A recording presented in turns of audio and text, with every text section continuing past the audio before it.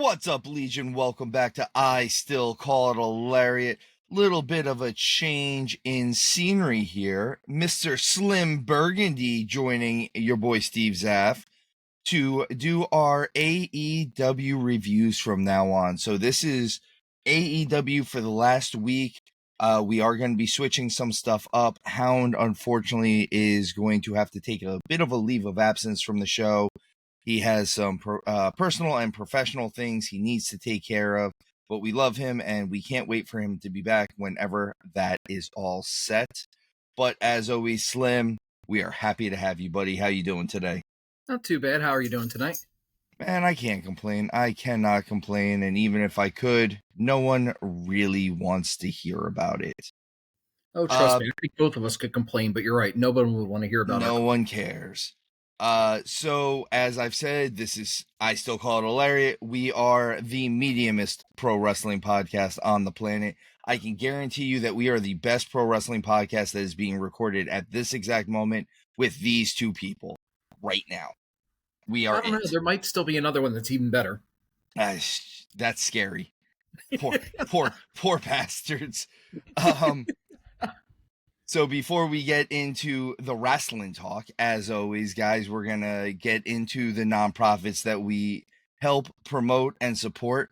First, of course, is Tap Cancer Out, a series of jiu-jitsu tournaments that helps out with Alex's Lemonade Stand, American Brain Tumor Association, Isabella Santos Foundation, Little Pink Houses of Hope, Camp Sunshine, Christopher's Haven, the Sidney Kimmel Comprehensive Cancer Center at Johns Hopkins, CureCervicalCancer.org, First Descents, Memorial Sloan Kettering Cancer Center, and of course, everyone's favorite, Tom Coughlin's J Fund. The other one that we always go with, of course, is the American Red Cross and their Disaster Relief Fund. As always, what I say, people, is if you can help out with that in any way, money, financially, of course, but also they do have ways for you to volunteer for that. So please, if you can volunteer your time, that's as important, if not more important, than the money that you could volunteer.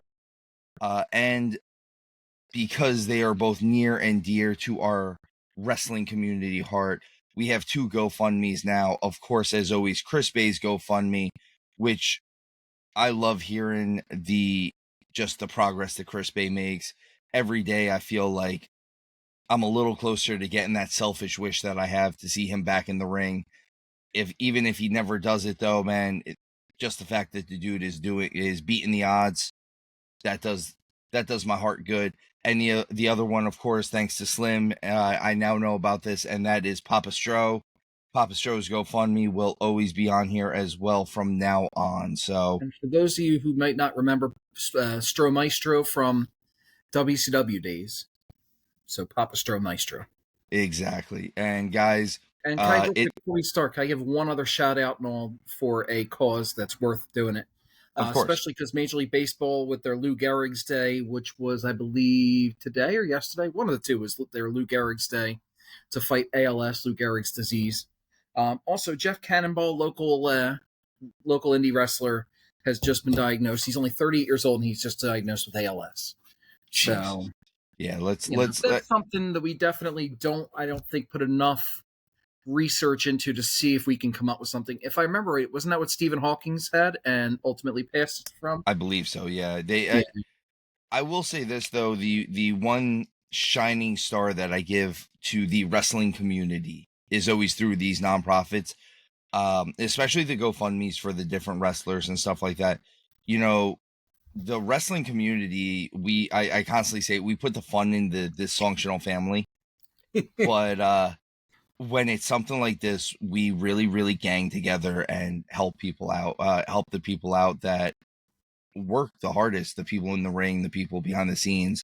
You know, we do come together for stuff like that. So I always like it warms me a little bit. It makes me feel good to be part of this weird world of pro wrestling that we're a part of now, to know that happens.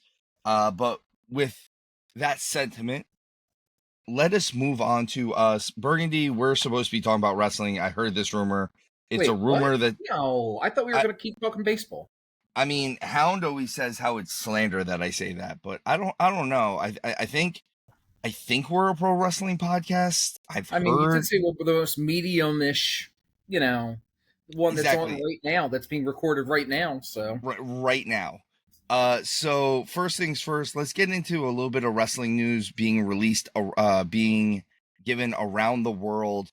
A certain release, I heard. Two certain releases, technically. Oh, I know of one person who just got released. So two people, I believe they're both the same situation. Both of them are contracts not being renewed, as opposed to a full-on release. Oh, the person I'm thinking of, the way I read it and understood it was an actual release. So I believe it was written as release, but I believe both of them are technically they're not renewing contracts. Both of their contracts are up now, or one is in 2 weeks, but one is now. The first one, of course, is the national treasure that is known as R-Truth, Ron the Truth Killings, if you will.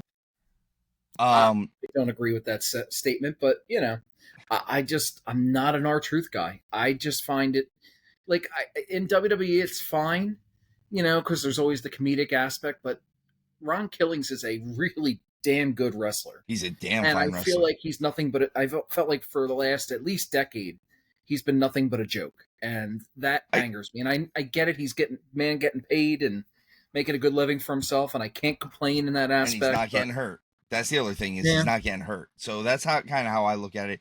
Let's not also forget that R-Truth, Ron Killings, is like 300 years old. All right, I'm exaggerating. He's pretty close to 60. Wow. He's in his 50s. I know that. I definitely knew he was at least in his 50s, but I heard someone say today that he was 60 years old. There's a good chance. We have these interwebs here that we can... Wait, what? We do. We can... I mean, you could put some spider webs together and they connect interwebbing, and... We can do stuff. Somewhere somebody is rolling their eyes and getting ready to hit the next button. He's 53 years old. All right, so not as bad as I thought, but still up there. I mean, but he looks exactly like he did in 2003. He really does, though. He really does. He absolutely does. So the other one that they're not renewing their contract is Carlito. Oh, I did not hear about Carlito. So Carlito posted that in 2 weeks he will be exiting the WWE. They are not. Why? Why are they not renewing either of the two? So that's kind of my thing. I feel like this is... I probably know why. I mean, to make money. Budget cuts. Yeah, it's budget cuts. But I feel like there's other people that they could have released before either one of these two. That would have... Carlito is making that much money. No disrespect to Carlito, but I doubt he's making that much. And I don't want to be the guy that I don't want to be the guy that bashes on these other workers, because please make sure you guys are making money, but R-Truth and Carlito not being re-signed as opposed to releasing, I don't know, Alpha Academy. I've been saying for a while, why is Alpha Academy? I just don't understand how they're still there. What have they done? And it's not a knock. Well, let me rephrase that. Maxine Dupree is terrible. She's god awful. It's a knock at her. The rest of them, it's not. Because I think she's a quality manager. No, she's terrible. Let me rephrase the terminology. She's a quality valet. No, she's terrible. She's not even good at that. But the other two, if nothing else, she makes me want to plug my ears and rip my eyes out every time. Their booking though has just been non-existent. Yeah. You can't even say it's awful because it's been non-existent.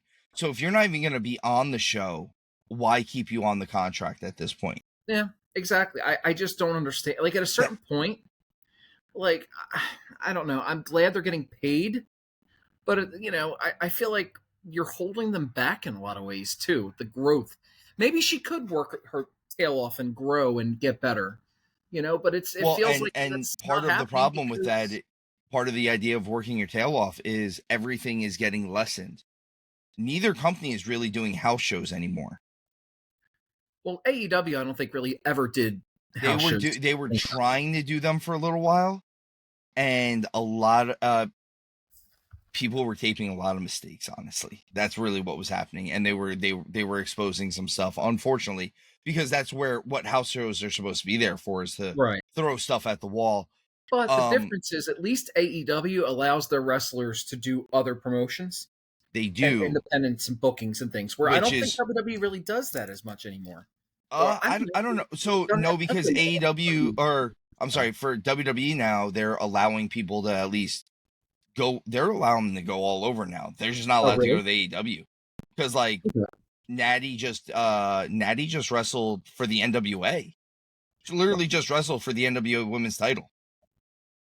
And then like they all do GCW for like Bloodsport. And then honestly, they just, when they go to Japan, they're just not allowed to work for Shimmer or New Japan. They're allowed to do All Japan. They're allowed. I think they have a slight working relationship with Noah now. They're allowed to work with all of them. And if you're a bigger promotion, or you're doing something like Chris, I forget the name of the promotion, but it's out of Vegas that they did Chris Bay's Memorial Fund, or Chris Bay, the funding one.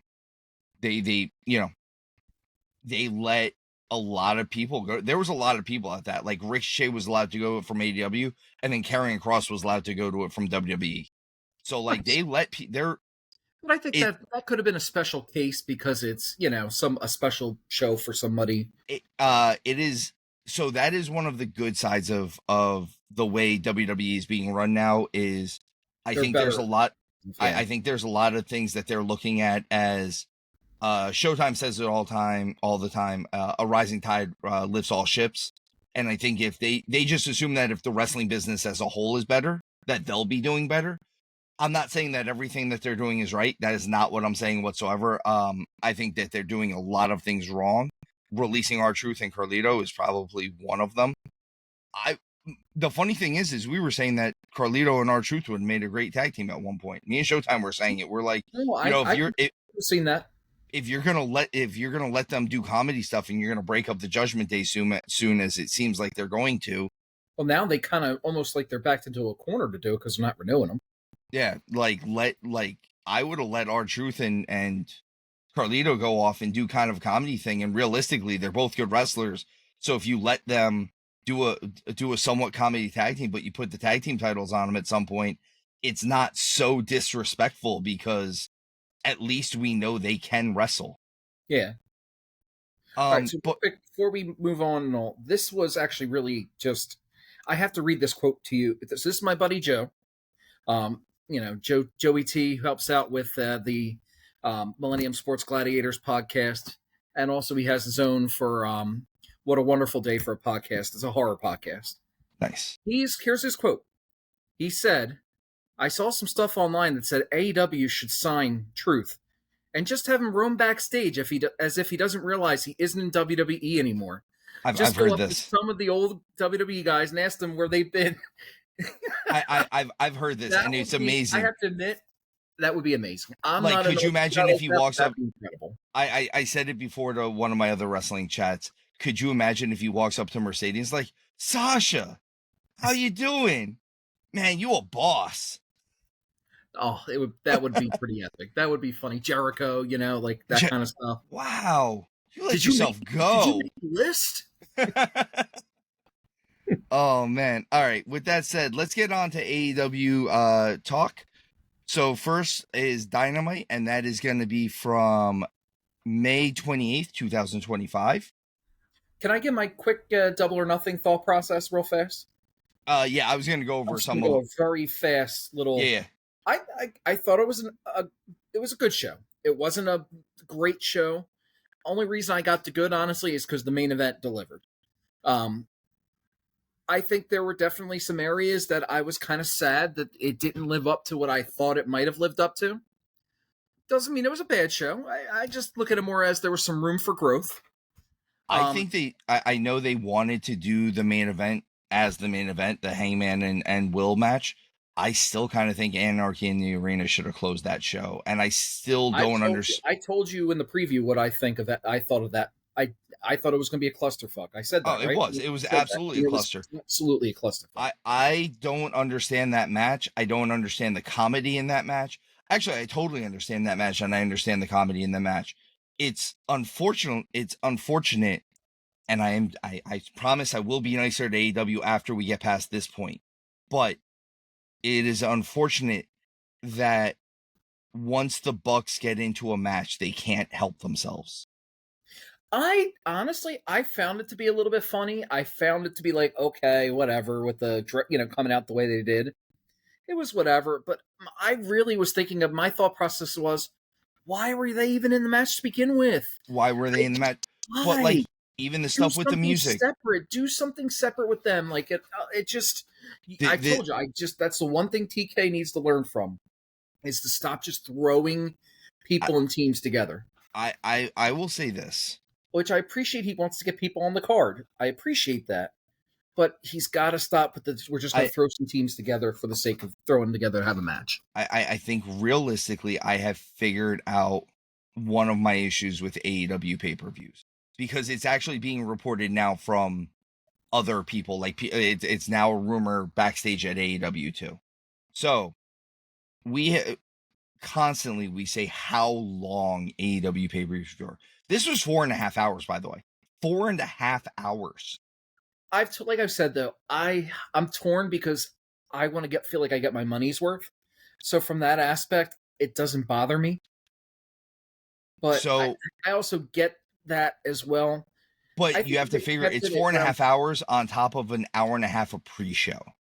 Yes, that's where they could do better. Cut the pre-show down, one pre-show match to get the crowd hyped.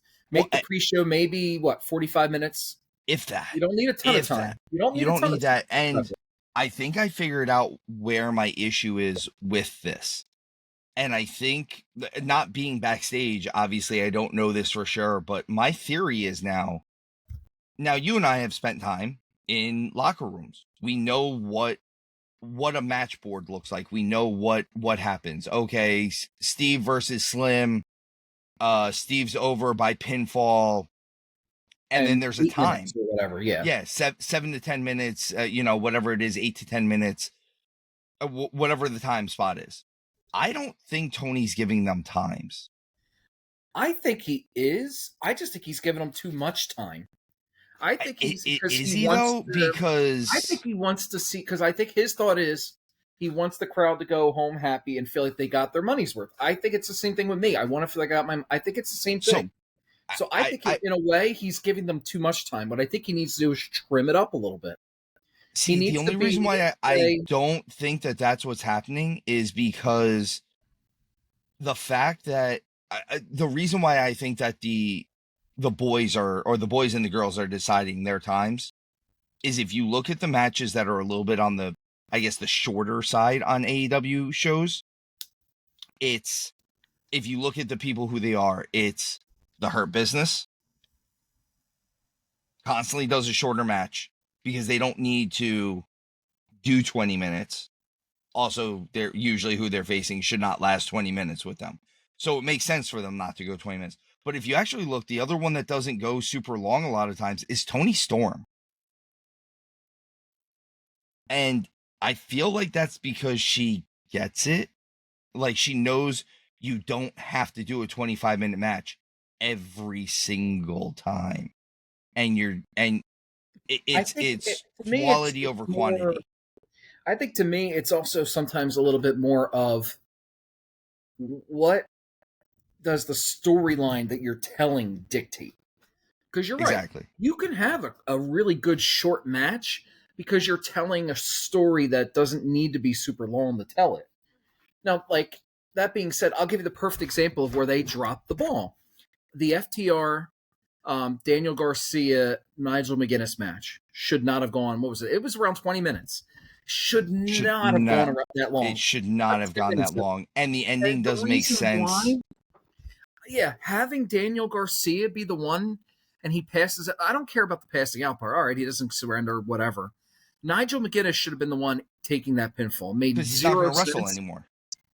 And the story going forward, from watching these shows, the story going forward is that Nigel what they said was, like we said, you should have stayed behind the commentary booth. Even if you're going to further the story, like he should have been the guy that took it at this point. Or eats the whatever, submission, the pin, whatever. Even if he passes out. I would have been okay. Would you have been okay if Nigel says, he's fighting, trying to get to the ropes. He's about to tap and he just, bites his lip and he's, bites his hand. He's like, I'm not going to, just because of the way they built, and he passes out. Would that have been okay with you? Yeah, I would have been fine with that, especially since at least that would have made sense. Daniel Garcia doing that doesn't make as much sense to me. And Nigel's I hate to be this guy. Nigel is the bigger guy between the two of them. It looks more impressive putting it on Nigel. Slim, before we get into actual AEW, I do want to bring up Garcia because I feel like I get criticized for being harsh on Garcia a little bit. Here's where I'm going. There's room for growth from him. Legitimately growth. Legitimately growth. I think he legitimately needs to grow. He's been with the company almost 5 years now. It's time to get bigger. He's old. He's old enough. He's not muscular enough. He's not muscular enough, and it looks like he's made no. I could make the same argument with some other people. I use Garcia specifically, and the reason why I'm using Garcia specifically is Daniel Garcia is not a high flyer. No. Him putting on size will not affect his wrestling ability, his in-match ability. If you want to say, I don't want to get too big because I fly, I springboard, I do this, you can at least make that argument to me. Daniel Garcia is a ground-based technician. He should have an Adam Cole style body. He should. His body should be very similar to Adam Cole. You want to know who I could compare him to? And I would say I'd rather him be a little bit more, I guess the word would be svelte than who I'm going to describe him as. But because they kind of wrestle a similar style, they're about the same height. Truthfully, Dean Malenko. Yeah.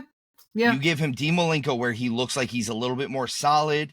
He, when he locks on a cloverleaf or something like, or in Garcia's case, the sharpshooter, it looks like he really he can lock it in. Yeah. But he's also small enough and athletic enough where he can do a drop kick. He can throw that calf kick that Malenko used to throw. I think that's where he needs to live in the world. And unfortunately, that's where my critique of him now comes in, is you haven't shown me enough change. You've been on national television now for over 4 years, and you haven't grown at all, both as a character and as... I think his character has grown a little bit. I think there's still more growth of his character, but I think it would help his character grow more if he cut a little bit, got a little more cut, a little stronger looking. And I'm not even saying like you have to go crazy. I'm not telling him to spend 2 hours a day at the gym every day. I'm not saying anything like that. I'm not telling the man to like wreck his life or anything. No, like saying, I don't need him to be Brian Cage. No, dear God, I just need him. After 2 minutes, Brian Cage me. I just need him to be a little bigger than what he is. I need him. You know what I need him to have, and I feel bad saying it like this. I need him to have some man size. Daniel Garcia, I'll make the joke offline, but let's just say Daniel Garcia is probably like, I have plenty of man size somewhere, if you get my drift. All right, so let's talk about Dynamite. Let's get into this now. I made a bad joke, It's fine. We're going. We're all right. Off the air. So the show opens up with a Hangman Page promo, and come on, that was funny. I caught it last second. It was good. All right, so we start off with a Hangman Page promo. He's gonna come out. It's funny because I said he should do this, and then he handed it off. I don't think they should have handed off the Owen belts now. I think they should have been a thing where they held them until the next event. Until the show, until All In, and they cash them in, so to speak. Yeah, I think like they're not like they have the title shot. We know they're getting the title shot, but they hand in the title, and that doesn't get raised. Just the world title gets raised. That would actually have been pretty cool. Or the world briefcase in this case. So I like Hangman. I think Page is a good wrestler. I like Page's personality too. I think Page to me is. I think when he was doing the stuff he was doing with Swerve, where it was like really like anger, dark. I liked that. When he was doing the Elite stuff, I wasn't as big on that. I don't like the Elite stuff. I don't like him being the mopey drunk cowboy. No, I didn't like that either. I don't like that. I will tell you what I don't like about where he's at right now. His promos don't sound natural. And I say that about a lot of people. His thing is the words he uses for a guy who his whole gimmick is cowboy shit. It is not like, I know English literature professors that don't speak as proper as Hangman Adam Page does. I think the thing is, though, is that when you think cowboy, you want to think Texas twang, but he goes for the Virginia cowboy. And yes, I've actually heard Virginia cowboys are a little more sophisticated and all. I think it's still it's not. But like, that's the thing is, he talks more plantation owner than cowboy. Sorry, but like, that's what I'm saying is he's proper aristocracy, American aristocrat, to where I need, like, you want to know when I liked Hangman Page in this was, so Swerve comes out and he interrupts him and he tries to say that he was in a part of the Bucks coming out and he's trying to ask him about it. And when he gets mad in this and he's like, "Are you a dumbass?" I'm like, that's where I was like, okay, that's where he's at. He's supposed to be a ranch hand. Like I said, I want to see that angry. I want to see that. I want to see him angry. I want to see him more natural. And that goes for both of them, by the way, because Swerve, when he has to really go through his promo and he rehearse it, you can tell it's rehearsed. It's not as good. But if you listen to Swerve on like a natural interview, like a podcast or something, he sounds so much better. And this is the same thing. Part of it is that there's a very big difference between the really calm, laid back Swerve, almost like he's, like he just smoked the joint and now he's really chill and vibing. I agree that Swerve I didn't like as much because I feel like you're right. It feels a little too rehearsed. That's the thing. Just off the cuff. I'm going to fire some stuff at you. Like when he's off the cuff. And even when he's not, like, when he's actually relaxed, he almost sounds more dangerous. It kind of has that vibe to it. You know what I mean? Like, I'll use an example. Jake the Snake Roberts. Jake the Snake Roberts never yelled. No, he didn't have to. He didn't have to. I'll give you another example. And I'm not going to say that he's as good as Jake. Did Austin ever yell? I don't remember Austin ever yelling either, really. Steve Austin used to yell a bit, but he was a louder voice. He was a projector. That's true. I don't want to say he yelled. He had a loud voice to begin with. You want to know who didn't yell? Unless it was there's two guys that I lump them together because they were bigger dudes too. So when they yelled, it was like, oh. And I'm not saying that they're both the same level of wrestler, but Samoa Joe doesn't yell. No. And when he does, it's to instill the fear of God in you. Another one, and I'm not, like I said, I'm not saying he's on the level with these other guys, the Jake the Snake Roberts and Samoa Joe, but he is still a world champion, former world champion, and he's probably going to go in the Hall of Fame, and that's Batista. If you ever look, Batista never really yelled in his promos until he yelled.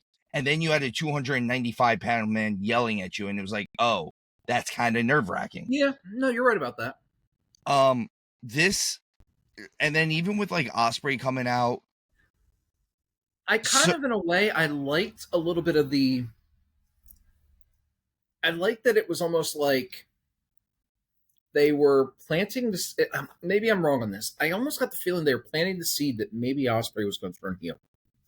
See, I don't know about that. I think I don't want to be this guy. I think they might almost be planting the seed for Hangman turning heel at the end. Like, at the end of all this, you're going to find out, like, he really did do all this with the Bucks or something like this. Maybe. I'll put it out there. Why was Shivani even in the ring for this? I think he was just in the ring to introduce people because he left pretty quickly, if I remember right. He left after Swerve got in the ring. Okay, so the reason, or after Ospreay, it was one of them. After one of them, they did to try to help. I think that they sometimes with Shivani they utilize him in a way to help someone like a Hangman and do a more interview than just a promo. But he never asked any questions. That's where my issue is he comes in, he doesn't ask any questions, and he just hands the other guy his mic. Or he does, and then a lot of times they're just like, hold on, let me take the mic and I'm going to talk. And it's almost like, stop, utilize him. Like, that angers me, because you're right. It's like, you have a 45 year veteran. If the guy is there, use him. I agree with you. If the guy is there, use him. And Shivani can, he can talk. He can handle himself. Let him ask you questions. Otherwise, there's no reason why the ring announcer can't just announce them. Here's where I think I'm going to have a little bit of a problem with this pay-per-view. It's got a 7-week build. And that's a long build. I don't think they're going to, I think you're going to see them first. They're going to build the one with the show with CMLL. Right? Is it CMLL? They're doing the show. Yes, I mean it's still gonna be. I mean that's just gonna be a Dynamite though, and I'm not saying it's not gonna be a big show. I thought it was a pay-per-view show. No, it's a Dynamite. They're not doing any other pay-per-views until this. Okay, it's just gonna be a 4-hour broadcast. Okay. And the 2-month build. I said this about Mania. WrestleMania was too long of a build. So I'm gonna ask you, Slim, do you have Hangman win or do you have Mox win at the end of this? Or who do you? Let me ask you instead. Who do you think they have go over on this? All right, if you're putting a gun to my head and my life is on the line, Moxley. I kind of think if it's more of just a fandom aspect, I still think it'll be Hangman. I think even Tony realizes Moxley has to drop the belt. I think he realizes it. But if you put a gun to my head, I could just, there's part of me that there's people whispering in his ear who are going, the best way to, to really swerve them, pardon the, the pun, is to have Moxley retain. So I hope not, but. So I have actually I have 3 thought process on this one. One, did you know, have you heard this rumor? This isn't a rumor. This is something that they've confirmed now, apparently through multiple sources.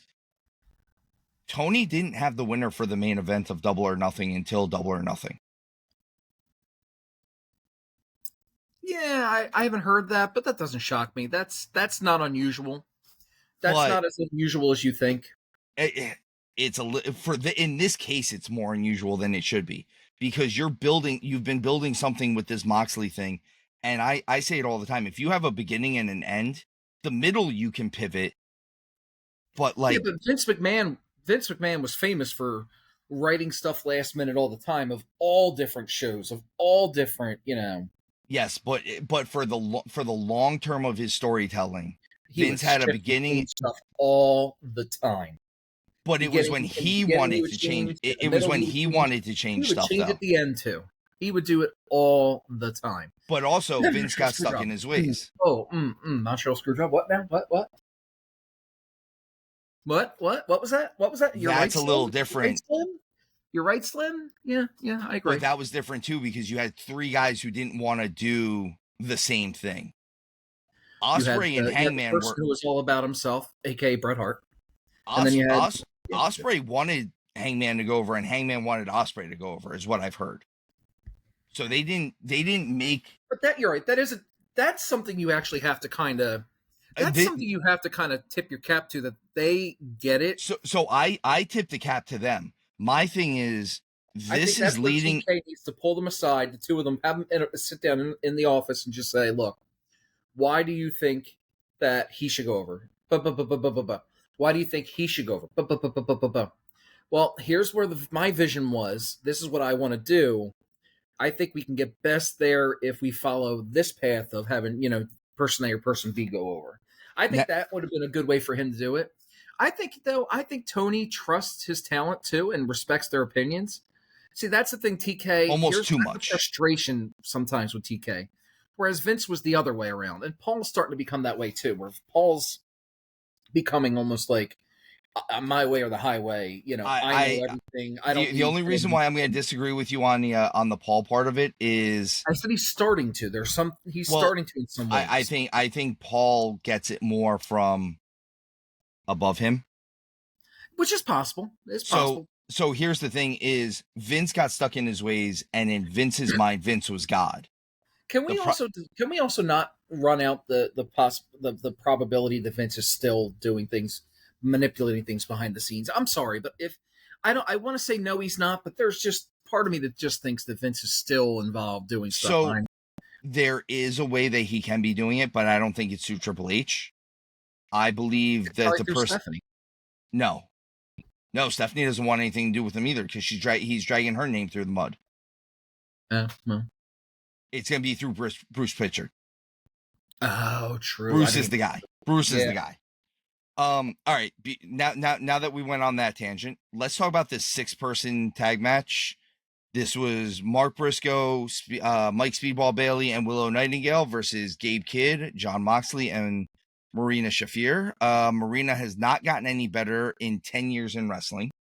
And yes, it's been that long. She was with NXT, and she's been with AEW this whole time.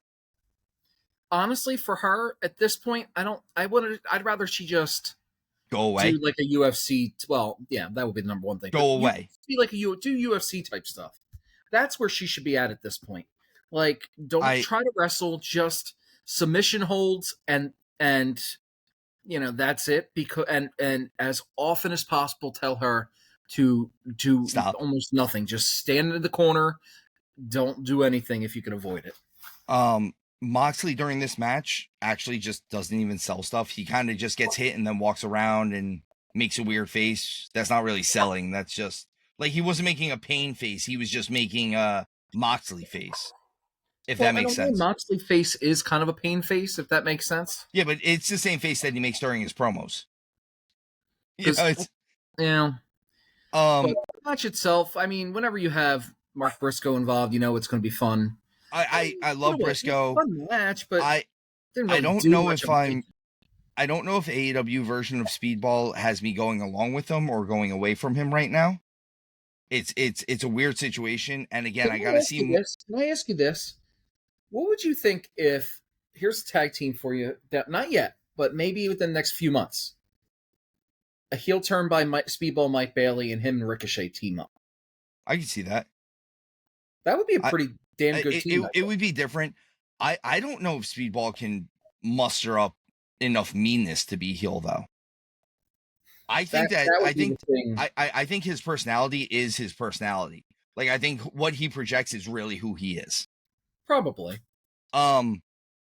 So here's my last thing that I'll bring up about Marina. At the end, she does that mother's milk finisher, which is... I was so confused on that. I don't understand that move.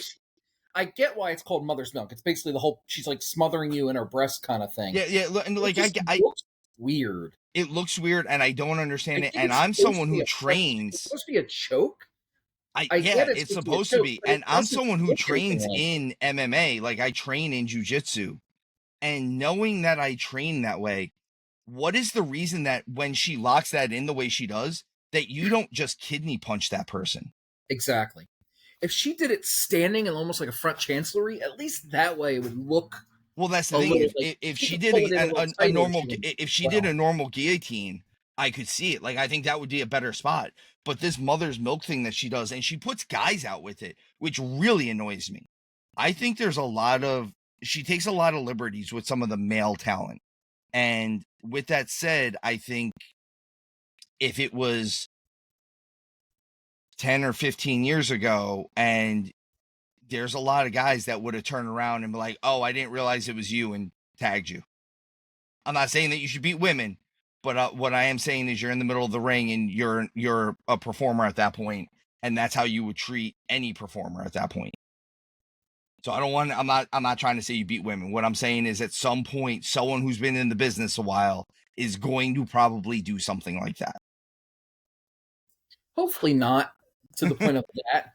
But or she gets it. I told you before. I told you with TNA, when we reviewed TNA, I liked the fact that they were doing the stuff with with Indy Hartwell, like taking the shots. And I kind of like that Willow was kind of taking the shots from it was Moxley. No, right? I do like that. And like I said, it's just but it wasn't like a oh my god, he absolutely just leveled her. No, and on the other side of that, like an abuse kind of way. It was more of a you're a performer like me. I'm going to take care of you. It's going to look stiff, but I got you. I'm taking care of you.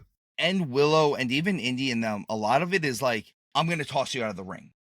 Like, if you ever notice, it was like a lot of, I'm going to guide you out of the ring real quick. Like, that's my version of getting involved with you. Honestly, everything involving the Death Riders, I'm just not involved with. I just can't get into. They've made me. If they get rid of if they drop when Moxley drops the title, if Moxley drops it quickly, take a little time, keep them off TV for maybe a month. You could have them go for a tag titles. You could have them go for a trios titles. And I think it would be okay. I feel like the storyline would be okay at that point. You know, it wouldn't be a great storyline, but at least it would be tolerable. You'd be like, all right, they're going for the trios title. That makes sense. You know, they're competing, whatever. Okay, I get it. But the whole point of this mission, which started kind of intriguing a little bit, where it's like, okay, I guess I want to kind of see what happens. I want to see where it goes.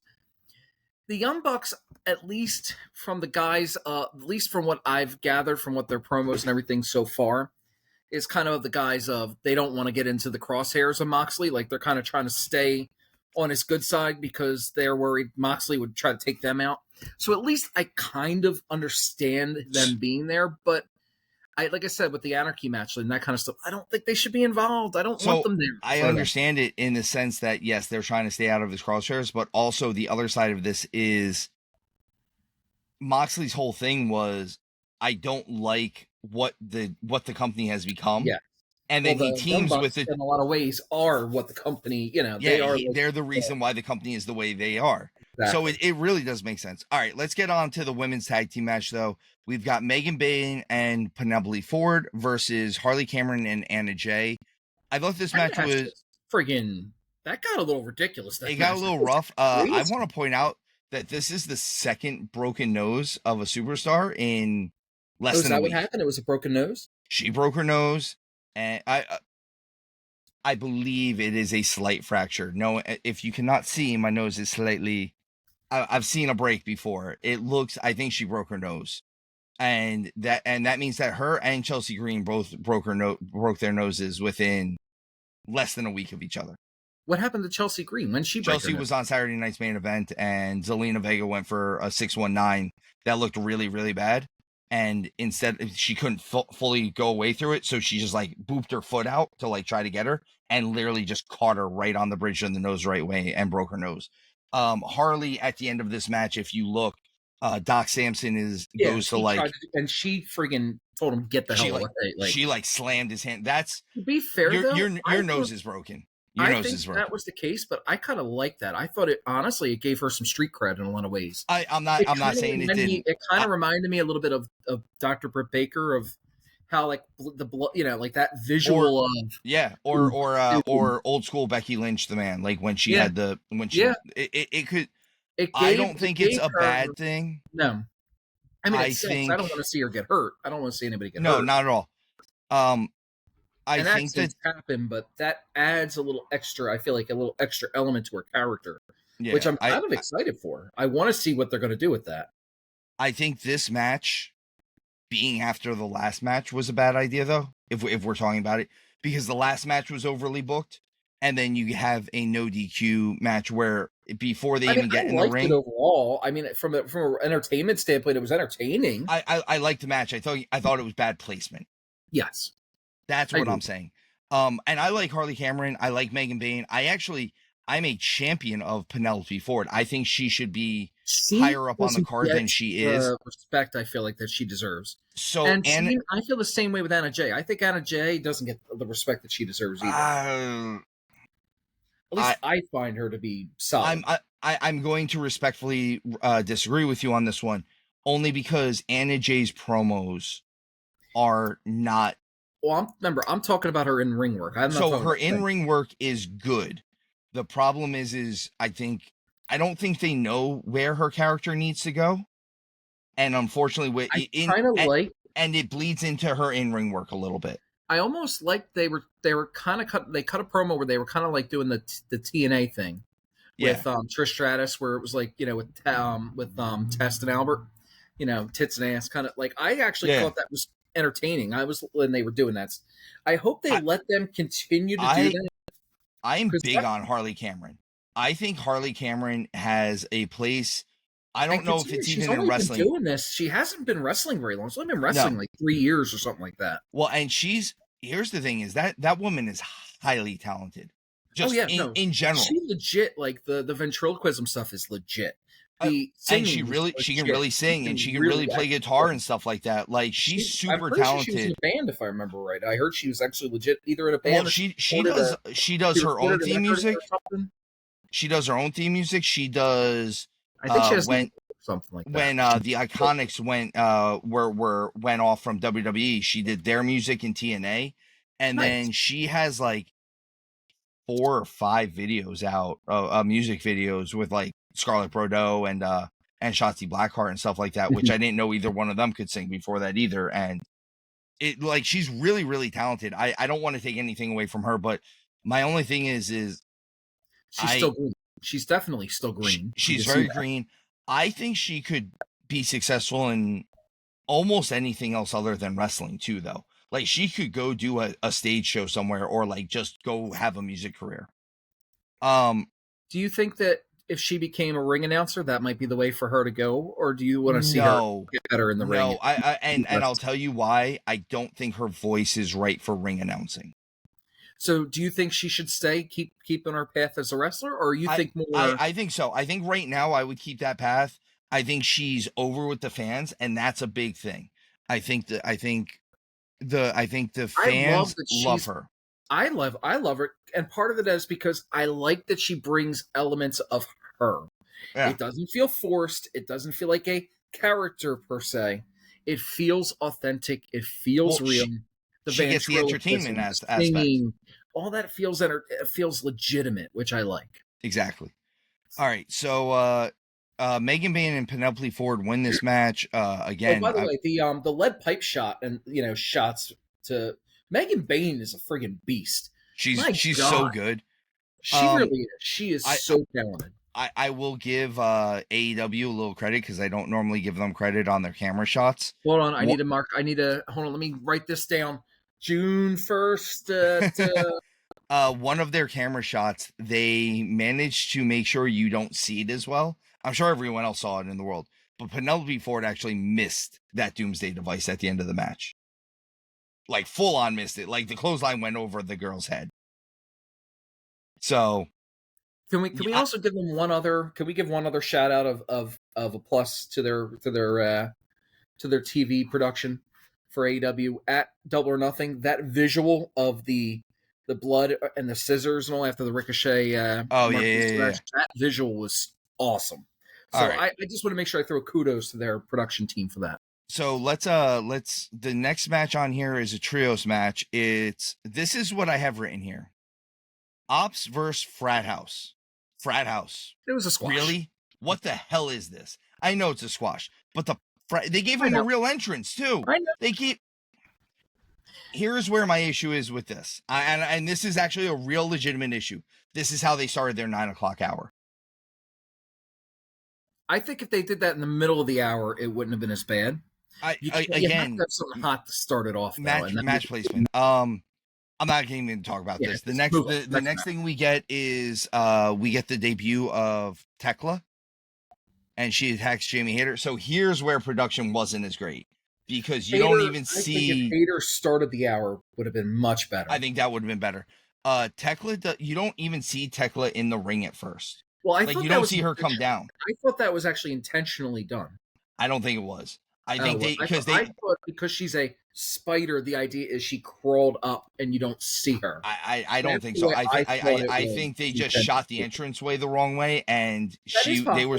I mean, I don't know for sure. I'm just saying that's the way I interpreted it, but I could be very wrong. This was also very quick, especially for someone who's debuting. I thought this was a quick segment. I'm not mad about that. I liked it. Do your thing. You got your point over. Hater gets beaten by this new person. Now let's see what goes from there. Let's see her response. The next match is going to be for the TNT title. Adam Cole, baby, versus defending against Kyle Fletcher. So, Slim, I thought it was a pretty good match overall. I thought this was a really good match. I just didn't like the ending as much. I understood the ending. You protect Kyle Fletcher by not having him take a pinfall or submission. You keep the belt on Cole that way. Because that was my worry, is that they're going to keep using Kyle Fletcher as the guy that you need when you need someone really good to lose. And I was getting worried that was the path we were going. And from a promo later on, it almost is kind of starting to plant the seeds of where Kyle Fletcher is kind of like, what the hell is going on here? He might go the path of Will Ospreay and Omega at this point. Giving that aspect to it, which is interesting. So, Slim, I want to throw this out to you because for many moons now, I have been touting the idea that the TNT title should just be called the TV title. Well, we've already talked about this. We've agreed. It should absolutely be the TV title. I have a new theory. No, I have a good. I want to see if you come along with me, because even Adam Cole holding this is kind of where I went with it. They keep calling it the TNT title. Just I don't care about the branding. The TNT title can be the TNT title, and instead of it being the television title, you do it more like an X Division cruiserweight title. You can still so like how the X Division is, there's no weight limits, there's no limits. TNT, because it's explosive, it's the explosive division. You're gonna you can still play that it's TNT, but now it's you use the cruiserweights. Maybe you put the Mike Speedball Bailey in this one against Adam Cole. You keep Adam Cole in this one. You have a ton of guys that you can use in this. Yeah, without a doubt. You'd be able to utilize it really well in that. And you can make this kind of like the WCW Cruiserweight title, and it'll be the TNT division. And I was thinking about this. I just wanted to get your theory, your idea on that theory. I get what you're saying, and I kind of like that aspect. The TNT title for the TNT division. It would be different. Their own version of the act. It would be different. It would be different. It would be something that set them apart, even if you did put a weight class on there. I wouldn't. Don't put a weight class. I'm not saying you have to. I'm just saying it would be something where that's the cruiserweight division. That's the division where you're looking at guys, again, the Adam Coles, the Hooks, the 200 and under pound guys are really, really thriving in that. The Daniel Garcias, again, and Daniel Garcia could be the Dean Malenko of that division.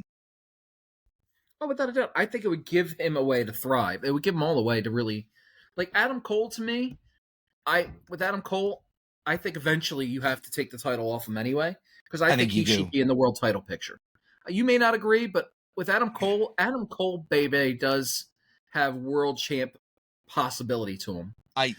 Not necessarily against the Moxley, but say against an Ospreay when Ospreay becomes champ. Even Hangman, I could see that being a banger. I think Adam Cole in 2016 and 2017 did. I think, unfortunately, I don't want to bash on Adam Cole because I love Adam Cole. Is it more just the injuries, you think? I think it's injuries. I think unfortunately... It kind of comes back to what I was saying about... who was I talking about and all before? Where I was saying that you lose trust because of those injuries. What's her name? Who tore ACL and all? Zoe Starks. Zoe Starks and Cora Jade. You kind of lose that trust of can they stay healthy. So I guess I get it from that aspect. He's been doing this for a minute. Let's not forget, Adam Cole has been wrestling for a while. I met him when he was 21, so he's been good doing it. That's what I'm saying. Is Adam Cole unfortunately should be closer to the end than he is to the beginning, and that's the reason why I wouldn't put him in the world title division. But I still think he should he would put on a banger of a match. I'm not saying he should win, but you could have him as a challenger depending on who your champion is. And I think it would be. I think. Could you imagine him and Ospreay? Oh my God, that would be insanity. I think Cole is a world title contender on Dynamite. if that makes sense. I absolutely think he should be. I don't think he's on a major pay-per-view though. I think he's on one of your maybe Dynasty's been getting established as a bigger pay-per-view. So like I wouldn't do Double or Nothing. I wouldn't do Revolution, and I wouldn't do All In or All Out. I would do like World's End. I could see him doing World's End or something like that. Like one of those other. It's just that's the one thing that really upset me. Could you imagine if he doesn't hurt his ankle? Of how that storyline could have gone with him and MJF and all, and the exactly mask, and it was just two big what ifs of things that they just both got. They both were just really banged up, and of course, with the, taking the title and running kind of stuff. Oh, there's so much cool stuff with that. So Slim, I actually misspoke before. I said the Adam Cole Kyle Fletcher match was my favorite match on the card. The next match after that was actually my favorite match on the card. I like the Cole Fletcher match. I thought it was a very good match. I thought it was a good match. I'm just saying it went from that, which was a good match, and I agree with you. I don't like the ending as much, but I like what it planted the seeds for. I understood why they did it. Made see, that's the thing. You know what I love, though? I love Josh Alexander versus Brody King. I love both those guys. I flipped it. I'm flipped from you. I think I went a little higher Cole versus Kyle or Cole versus Fletcher versus Cole.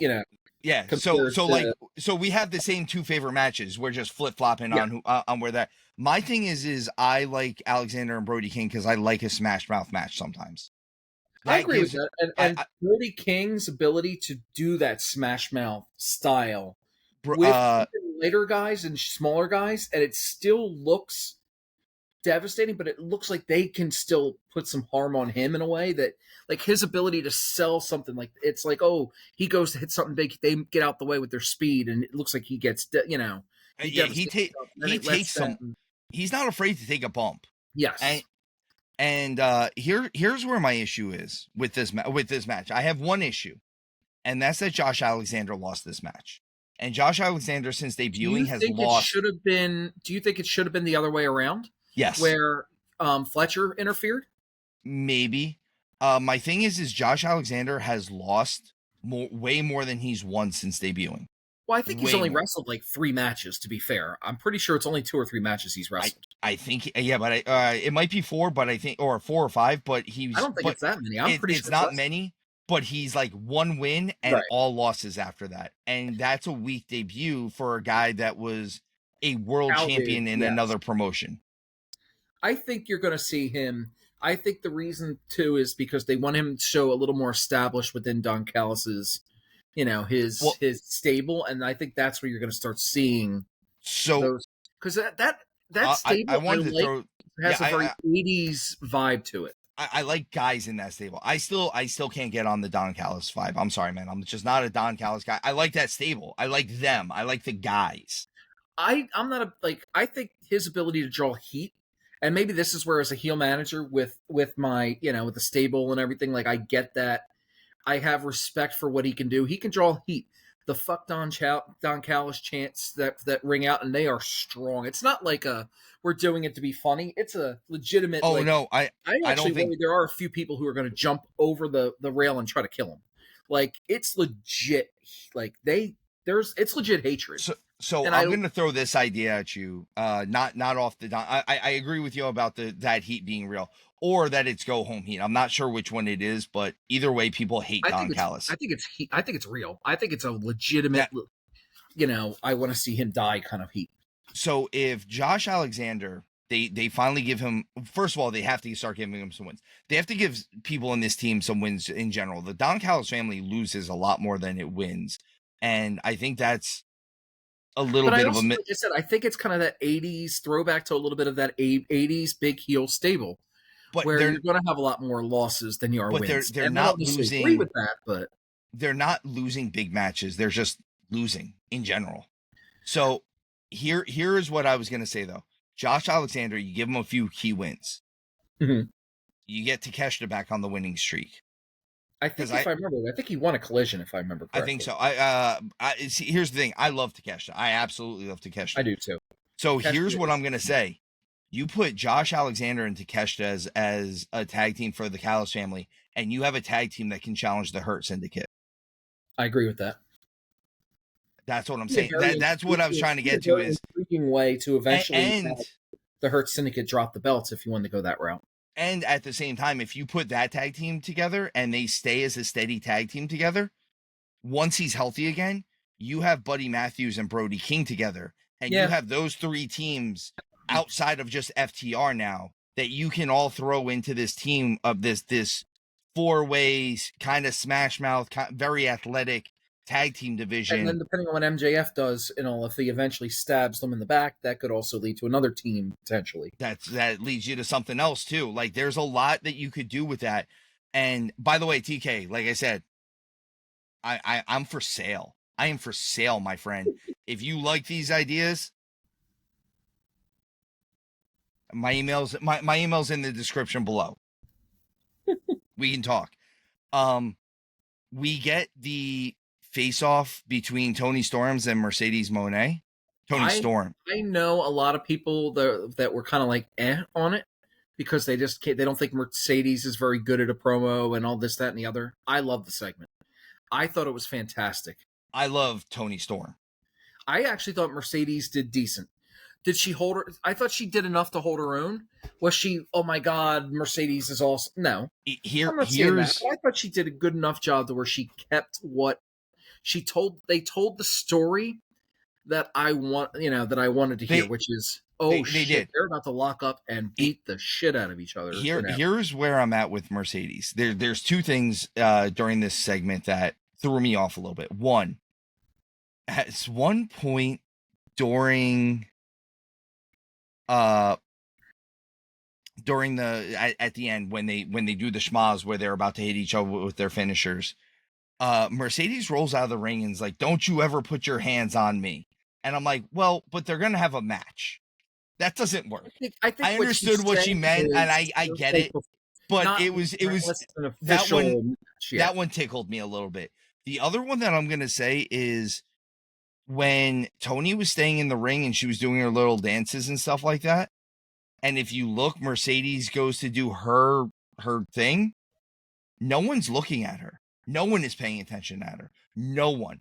And that's I kind of like thing. That, I actually like that. No one paid it that should be the way, because then it should make her go, it should be like that adds a little extra heat. She should be cutting a promo. You horrible people, you want to ignore your CEO? Oh, hell no. You're going to pay attention. Like, that adds a little fuel to that fire, which would be nice if they did that. I don't think she realized that she was being ignored, though. That's my thing with Mercedes. So Slim, I asked you this for the other match. I'm going to ask you this for this one. Who do you have go over? Oh, you're killing me. If you were doing it, if you're holding the pencil, who would you have go over? Tony. Same. I think I would do Tony. And here's why. It would have to be one of 2 scenarios. The only way Mercedes goes over is if she loses the TBS title to me. So if she loses the TBS title before that, then I could see an argument for putting her over. And I know she's lost a couple of those belts she did have. She's lost at a couple other promotions. She lost the second one recently. No, she's still the Rev Pro champion, which means she's got 3 belts. She's got 4 belts now because she had the Owens women belt. Well, I think she also had to give that back already. She gave that back too. 0 sense that they did it like that. I think, honestly, I absolutely should be Tony. Unless Tony needs time off, that's the only reason that, I think Tony's the star, man. I think Tony. And that's not to say Mercedes, to me, like, I don't know why. I just don't get why people shit on her as much as they do. I think she puts on maybe money, real life. It's because she's a bonus baby. But you know what? Here's my thing. If someone's willing to pay her, go for it. Like, I'm not saying she shouldn't accept the money. Here's where I'm going to say is the 3 bonus babies that they brought in are at the same time were Mercedes, Ospreay, and Okada. And I hate to be the guy that sounds like the old school guy here, but the only one that's held up their end of that money has been Ospreay. I think Okada is done solid. And has Mercedes, he, though? I think he has. His matches are lazy. I think his matches are okay. I think you're going to see him. I think for him, I think he's going to have a big match at All In. I think him and Kenny are going to. Here's the problem. I think it's perception with him is that he's so good that, and this is an issue I've seen with other people that are just so damn good. It almost looks like they're not trying, like they don't care, like it's not that much effort. And I think the only reason I disagree with that is because I watched a lot of Okada in Japan. I watched a lot of Japanese Okada. I don't think Okada, he doesn't get me going. And if Okada's not in a match with one of three people, I don't get into it. Well, you're going to be into him and Kenny when they're going to unite the titles. So I think him and Kenny at All In, yes, we're just assuming that's going to be a match. I think him and Kenny at All In are going to be the American equivalent of him and Kenny in the Tokyo Dome. And here's what I say. I'm not always the biggest Kenny Omega mark. That's not to say that I don't think Kenny Omega is a star. That's not to say that I don't think that he's good in the ring. He's not my cup of tea.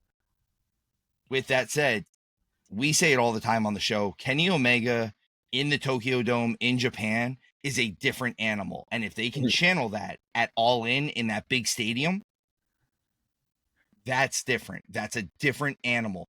Kenny Omega coming down on the big entrance, especially if they can make sure that the arena is dark and stuff, or the stadium is dark and stuff like that.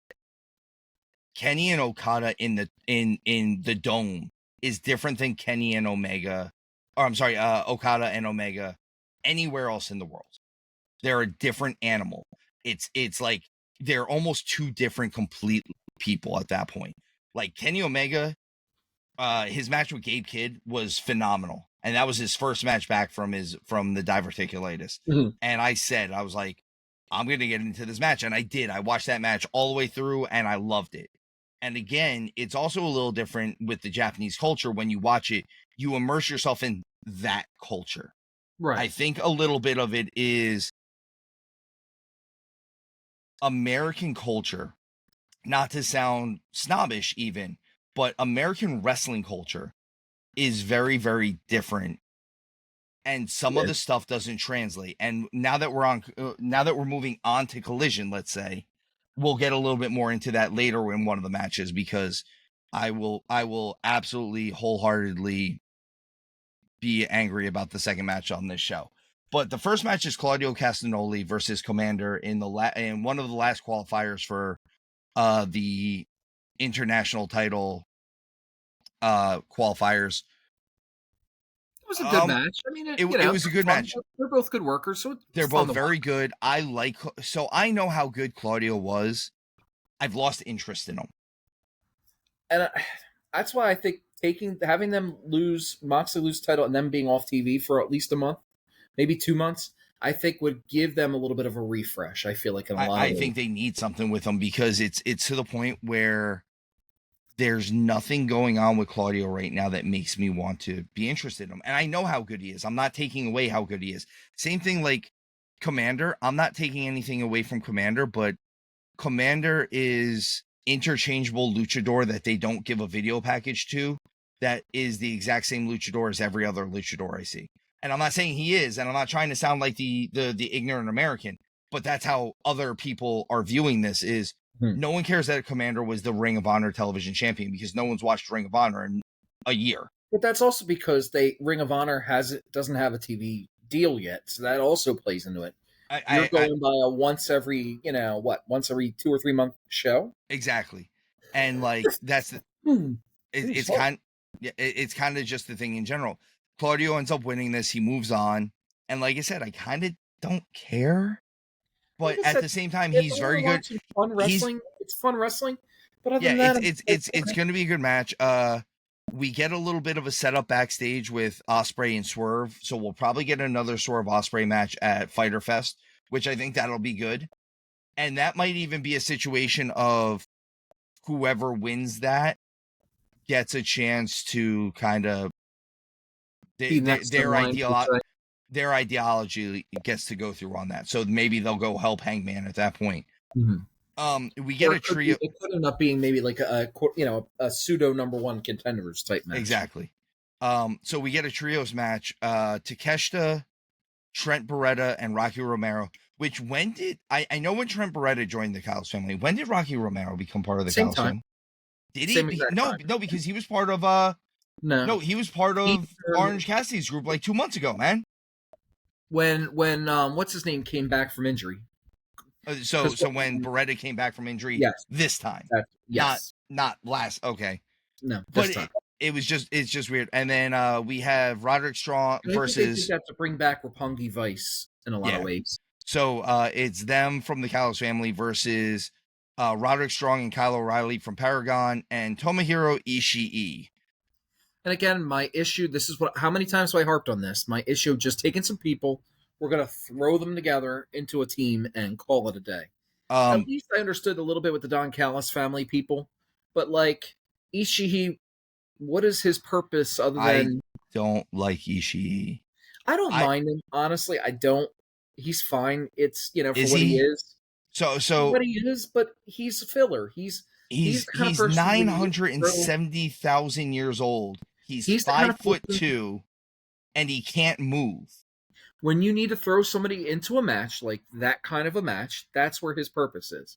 The match isn't anything more. It wasn't anything more than really just to maybe to a slight extent to push the trio of Roppongi Vice and Takeshita as far as like maybe for eventually going for the trios titles. That's I'll say this. It was the one good side of this that I have is at least Ishii didn't no sell Takeshita. Because I would have turned. He legit. He took bumps from him. He no sells almost everyone else, but he takes the shots from Takeshita for real. And if I'm not gonna lie, if he had no sold Takeshita, I would have turned off my TV. Because again, Takeshita's a true heavyweight. He's a real 6'3", 240-pound dude. That no, he's a freaking beast. I say it all the time. Takeshita looks like the new school Bolo Young, which for those listeners out there who don't know who Bolo Young is, and Slim, I see you got the weird look on your face. Do you remember really old Jean-Claude Van Damme movies? Kinda. I was never a Jean-Claude Van Damme guy. So Bolo Young is the guy that Jean-Claude Van Damme fights at the end of Bloodsport, and then he was in Double Impact, and he's always, you need a big Chinese dude that knows karate. Bolo Young was that dude. I thought you were going to say Street Fighter. It was one of the guys from Street Fighter. No, he was in a ton of stuff. He was in he was in something else though. He's been an actor and a bodybuilder and a martial artist for like 40 years. But like every time they needed someone that was like, they were either in Japan or China and you need someone that was just jacked, Bolo Young was the dude. And I say it with total respect because if you look at Bolo Young and you look at Takeshita, they look alike, except for Takeshita's like 5 inches taller than him. Nice. So I will never say a bad word about Konosuke Takeshita. I love him. I know Hound is giving up on his feud with Takeshita a little bit. He wants to fight Takeshita. He doesn't have a real feud. He just keeps saying he wants to fight Takeshita. And he would get demolished. It's going to be so bad. He's like, I will no sell Takeshita's Lariat. You do that, I think Takeshita's going to intentionally grab you, throw you into the corner, and chop the shit out of you. We're hoping for it. We're hoping we're at a con, like a convention someday. Takeshita sees him, is like, well, here I am. It'll be the greatest. It'll be the greatest advertisement for this show ever. What's next on the list? So the next match on this list is Okada versus Anthony Bowens in a title eliminator for the Continental. Can we talk about the fact that I'm very happy Bowens is I now... love Anthony Bowens. I love Anthony Bowens. He give it 2 to 3 years, and I think he is world champion material. Anthony Bowens... The only thing, and it's... Personally, I could care less. I could care less is the fact that he's a gay man. I do not care. I have a feeling, though, there's still a large section of the country and / wrestling fandom who will have an issue with that, and I don't understand why. But I don't know. I think that would be. So that's why I say maybe another 2 to 3 years where people have the chance. I want to believe. So here's where I'm at with him. Maybe your thoughts on humanity and on Americans are a little less cynical. Maybe that might be where it is. But here's where I'm at with Bowens is though he is a gay man, he doesn't do a gay gimmick. No, I appreciate. He's not, and I'm not bashing this person that I'm comparing him to, but he's not Sonny Kiss. Okay. Yeah. No, I agree with that. And at the end of the day, Anthony Bowens looks like a man. He Yeah. dresses No, like a man. Anthony Bowens. He was a damn fine baseball player, if I'm Freaking correct, right? Was yes. He all was in throughout the like high minors, if school I and like remember right. yeah. It was the college, or he played a little bit of minor league ball too. I think he got to college ball for a It was few. Bowens or Castor. One of the two played some minor league ball. It was Bowens, but I think whichever one it was Bowens. Castor's background, though he is athletic, his background, his father was a football player for the Jets. Player, yeah. So, but Bowens, which, by the way, I like them both personally. You know, can we? I know we got to talk about that promo, that Castor promo. I was done, but let's do the Bowens match first. Then that. I think if they book, I agree with you. I think if they book Bowens correctly, he could do something huge in wrestling. Most he should. I think if they booked him, I think if they had booked him better, stronger coming out of the Acclaim thing too, I think he's a prime candidate for the soon-to-be Intercontinental title. And I love that they have him still with Billy Gunn, because that rub that he's getting from Billy Gunn is, you know, such an important thing, because that, you know, not that he needs it, but it gives that little extra bit of you know, oomph to that. So this match also, this is where I give Bowens even more credit. He makes Okada work in this match. Okada, yes. This is the best Okada I've seen in months, and Bowens brings it out of him. He forces it out of him. He impresses me. Again, I'm going to make the argument: is that the case? Is Bowens forcing it out of him, or is it that Bowens is at a level that can hang with Okada, who looks because he's just so good, he looks like he's not trying and doesn't care. I'm not saying that is the case or isn't. I'm just asking. I'm just saying in general. The reason A or B. The reason why I'm going that Bowens is forcing it out of him is I'll go with someone who I think is just as good as Bowens, and he didn't pull it out of Okada, and that was Pac. Pac's match was with Okada. If you showed me that match and you showed that match at a wrestling school, and they don't know who either of those two people are, they're going to assume that Pac is the all-star. Mm-hmm. You know what I'm saying? Like, Pac looked good. In this match, Bowens forces Okada to look good. He pulls that, which is another reason why I think you push the hell out of Anthony Bowens, because if you can pull that out of somebody who doesn't normally want to do that, that's a good sign. Yeah, that's a good sign. You're making everyone look good. Anthony Bowens, I agree with you. If he's not a world champion, he's a high-level, upper mid-card guy that makes a lot of money in this business, and he deserves it. He has a great look. He cuts a good promo. His promos are fantastic. He's athletic as hell. And I like I said, I love that he's open too. I think the fact that he's open about, and it lends that authenticity. The same thing I was saying earlier with who was I saying about the authenticity with? Of course, now don't get old, Steve. Getting old sucks. I'm already old. I'm older than you are. I'm older than most of our viewers, listeners, whatever we have. See? Yeah. I don't even know what we have. Exactly. I was saying the authenticity of what was I with Harley Cameron. That's right. The broken nose. It's the same thing with Anthony Bowens. Which is funny because authenticity. Harley was the one that Owens said it on camera. Yes. Where she was like, "Are you hitting on me? Are you asking if I'm hitting on you? I don't know if you see what I'm wearing. I'm gay." And it was amazing. Again, and I think most people were just kind of like, okay. I think Bowens might be another one of those guys though too, that if for his promos, I like his promos. So I don't want to, I'm not bashing him. I'm tweaking. I'm nitpicking here. But I think if Bowens calmed down a little bit on his promos, I think sometimes he gets he's a little bit too he has a little bit too much fire. And it distances him from the crowd, where I think some of it, I think if he gets a little calmer, I use this with MJF all the time. MJF's better promos are when he gets a little quiet, where he's not just doing the full on, I'm yelling at the crowd, I'm doing Roddy Piper stuff. When he was with Punk and he was doing the quiet, I'm the devil. Remember, I'm the devil. Like, that's when he was his best. I could see Bowens kind of being the same thing. Like, if you just pull him back Just a little bit. Just reel him in a little bit. Just a scotch. But again, I am nitpicking Anthony Bowens because I'm very high on him. I think, like I said, I think the superstar in the making, if not already there. And like I said, he just has the it factor in every way you could ask for. And he just seems like a genuinely real dude, like very easy to be able to understand and like connect with, which I love. And truthfully, you want to know what feud I would love to see? Now that I'm looking at it, just because I'm looking at the screen too. Anthony Bowens versus Buddy Matthews.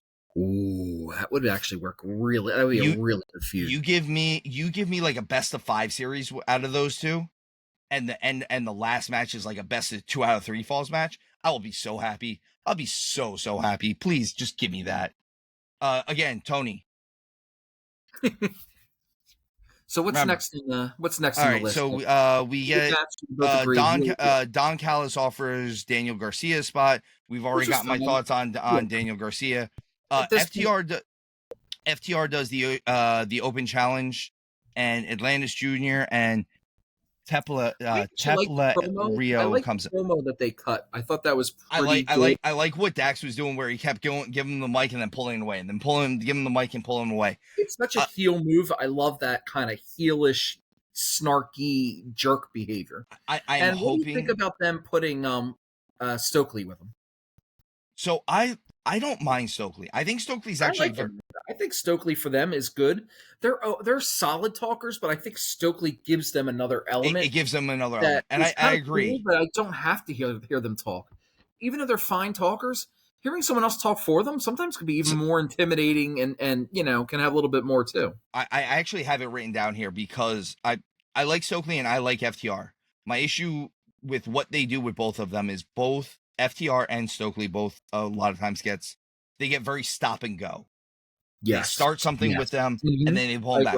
Stokely is the same way. They start doing something with them. Pull it back. Yeah. And then all of a sudden he's not there. They do a comedy spot. They do a comedy bit with him, or he's doing commentary or something like that. And then they stop doing that with them. They need to just commit to something with them. Yes. And if this is what they commit to, I could see a year down the line this being awesome. For sure. Right now, see that growth with that. Unfortunately, right now, it's not that I don't like it. I'm skeptical on whether or not they're going to pull it back at some point. Yes, whether they're going to follow through. I agree. Because traditionally, that's what has been proven to happen. All right. What's next? The next match is Sky Blue versus Mina Shirakawa. Which, my feelings on Mina. I love... Oh, real quick. I think we skipped the Anthony Bowens promo. I wanted to... Or not Bowens. The Max Caster promo. Max Caster promo. I was dying. I was laughing so hard. That was absolutely spectacular. He's doing the, I'm the best wrestler alive stuff with the crowd, like that little in that room, almost like a conference room. Yeah. He's like, oh yeah, you guys, y'all get your pictures, but you need you to sign this petition. But he gets to the end of the first row. He's like, you ready to come have your pictures? Come on up. And he's like, oh, I'll be right back. And you literally see him running away. I was dying. I was laughing so hard at that. That was just spectacular. As far as he just when Dynasty, I don't know if I mentioned it, when he had his match with Bowens at Dynasty and lost, I don't know if they showed it on TV, but he was literally pulling and crawling himself. Nice. It was just fantastic. He is so good at just being that dickish heel like that. It's great. He's another one I have very high hopes for with his singles career. I agree. I could see him going the right way for a heel. For him, I like his mic skills. I think for him, he more has to work a little bit more in the ring stuff. Sometimes in the ring, I think he's a little generic. He throws some stuff really smooth, but he needs to learn how to get to that. He needs to figure out how to get to that point. All right, so to Sky and Mina, we get Sky Blue and Mina Shirakawa. The match is that one, right? The match is pretty good. So I think some of the spots seem clunky in it, and I'm going to give them a little bit of grace on this one because Sky is coming back off that injury, that really bad ankle injury. I was trying to figure out why she hadn't been on TV. She had a really, really bad ankle injury. I actually remember watching it. It was at the beginning of last year, almost, or not the beginning of last year. It was like the summer of last year or something like that. Okay. It was something. She was wrestling Hikaru Shida and Sheeta came off the second rope. Like, she was on the second rope in the middle and jumped onto Sky on the outside. And you just watch, like, the way she landed, she didn't, like, her ankle just, it was bad. And she basically had to basically saying she's going to need a little time to kind of get her sea legs. I think so. Yeah, and I think this is not her being talented. She's a really talented young lady. I think this is a situation of Sky Blue not being afraid to wrestle, like not being afraid to get hurt. I think it sounds like she had to really, really learn how to like redo everything with her foot and everything. So I think this is a matter of she's still getting the comfort of stepping in a ring too. Gotcha. So I'm gonna get, like I said, I'm giving them that grace. I love Mina, so I knew Mina was gonna deliver. Mina always delivers. She's so talented. I thought this was a good match. I will say this. This is me nitpicking a little bit. I don't always like the screams in the women's matches. And it's a Japanese women's wrestling thing. It's the whole channeling. It's them channeling the anime thing. And I think it kind of, in America, I don't know if it hits the same way. It doesn't hit the same way. And I think that's the problem. I think, again, it's knowing the audience. The audience is not always into this. And that's where I'm at. So at the end of this, Julia Hart comes out to jump Mina. Because she's friends with Sky Blue. She's friends with Sky Blue. And then Toni Storm comes out to make that save. Because I like that if they want to set up some kind of a tag team type of situation, I like that. I think that could be some pretty good matches with that. And also Toni and Mina are pretty tight too, right? Aren't they? Yeah, they're very close. So here's where I'm at. Julia Hart. I think Julia Hart is a star. I don't know if Julia Hart is a star wrestler. Ooh. I think she's decent. I think she's good in the ring. I love her character work. I like those aspects. She cuts a decent promo. She's good enough in the ring. I think she's good enough where you can occasionally throw her into a match and it would still be good. But if she did nothing but manage Brody King, I would also be okay with it. I think she could still make a ton of money doing it. So what's the next on the card? Because I know we get the Gates of Agony squash match, which we don't need to talk about. We get the trios match: Top Flight and AR Fox versus Roosh, Drolistico, and the Beast Mortos. And I have written here, Frank the Bitch is back. And the reason why is because the Beast Mortos, his real name is Frank. Is that actually his real name? His real name is Frank. Because I thought that was a joke. I thought that was because when they were doing promos when Roddy Strong. Yeah, no, he really called him Frank. His real name is Frank. Apparently, he has a law degree. Oh, okay then. But so the joke that we have going is because when Okada kept calling everyone, or he still calls everyone bitch, but he was supposed to wrestle the Beast Mortos. He goes, "You will be the bitch Mortos," and Hound goes, "Frank the bitch. Frank the bitch is here." And it's something that we just keep going back to. Out of this, it was a good wrestling match. I mean, it was a bunch of moves. I'll tell you what it was. It was a bunch of moves. There was no story really. There's no story in this match. There's no psychology in this match. It's a lot of cool moves, and I'm not saying that cool moves aren't cool, but you don't need nothing. It was cool. Like I said, I can be entertained, and I was entertained, but it was what it was. It was, Layla Gray is a star. Yes. Layla Gray is another one. And I either need her in the ring more or I need her not with Top Flight. I think that would help her to be in a different situation. It would definitely. I think she needs to be a heel manager. And I think Top Flight would honestly benefit a little bit too. I don't think they need her. To say, I don't think they need her. The reality they don't need a manager. Honestly, what Top Flight needs to do is start dressing like grown-ass men. Yeah. I'm just saying, like, they're another one that they haven't grown up, even though they've been on TV for 5 years. Like, I need them to start looking like Dante, especially. I need Dante to put a little more muscle on. He doesn't need to bulk up, but he needs to put a little bit more. So it's a little better. Not enough to hurt some of his high flying stuff, but enough to where I'm like, okay, I see this guy. I need him to be built like Ospreay. Yeah. Yes. Truthfully, yes. I need him to be built like Ospreay. He's still really young, though. Isn't he only like 25 or so, 26? They're both young. I'm going to put it to you this way, though. I think he can still. He has potential to get to Ospreay level. Yes, when he really truly puts all the pieces together. That's the issue I have. So, he hasn't figured out how to put all the pieces together. Well, and this is my other worry for them. Both members of Top Flight. This is Top Flight in general. They've both had really, really major injuries already. Yes.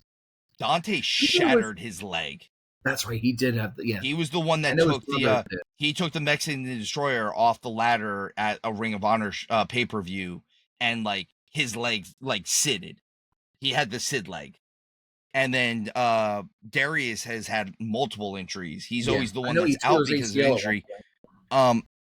So that's on Top Flight in and of itself. I will tell you where for the match it pulls me out a little bit. It's not the cool moves. The cool moves are whatever. I knew that this was what this match was. The match finish was a basement drop kick. Yeah, I definitely would. Well, I understand it's supposed to be Rush's move. Yeah. But at the same time, how many other moves that looked so much more devastating got hit? Right. And we finish this. It falls under the Rainmaker thing. Here's the argument I would make. The difference is that you've been worn down, you're exhausted, and then someone just comes flying, a 235 pound man comes flying and just smacks the shit out of you with his feet, kicks the shit out of you. Like that, I guess I could get in the kayfabe aspect. But so, I get what you're saying with that. Let's get on to the main event of this show. Yes. This was the final qualifying spot for the international title match at Fyter Fest, and it is Hechicero, the Alchemist, versus Mascara Dorada. I'm sorry, Dorada. I don't want to mess that up. Yeah, he's a star. I have written here, this is going to be a pure lucha match. Let's see if it's better than the last match. And you know what? It was. I thought this was a very good match.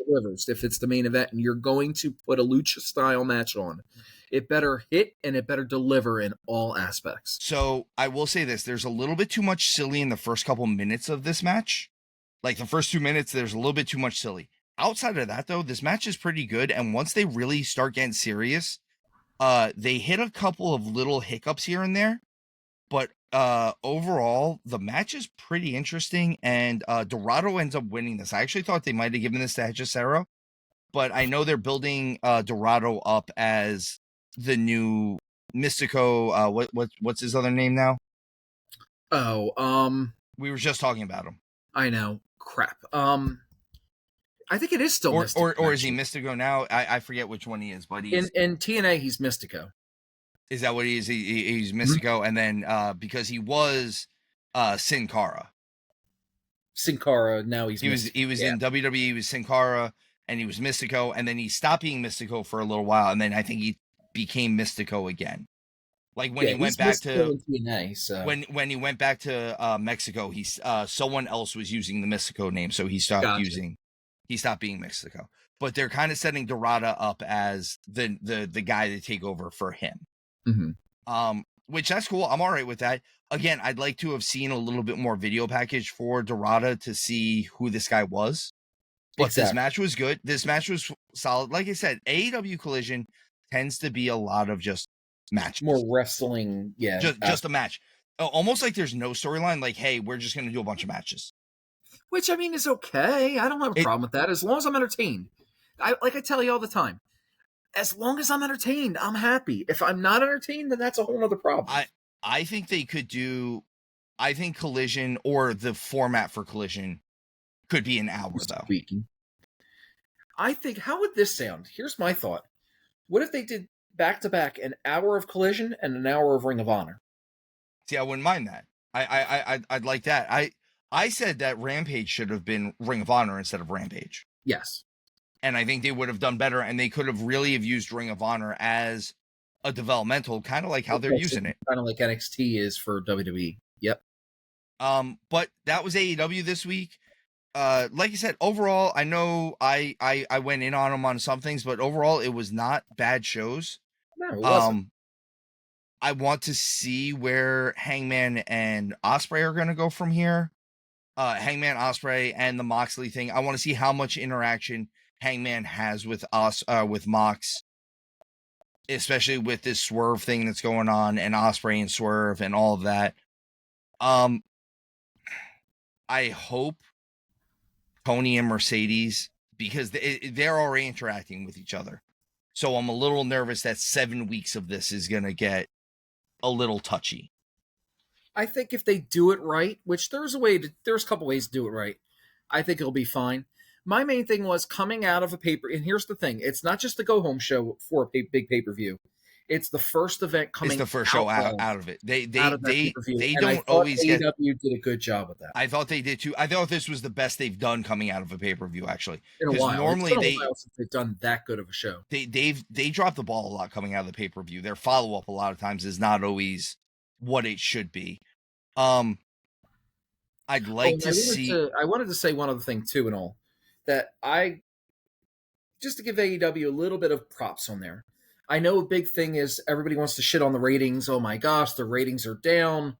They're only doing 650,000 or so compared to when they were doing close to 1 million a year ago, a year and a half ago, whatever it was, 2 years ago. Well, two things. One, people's watching habits change.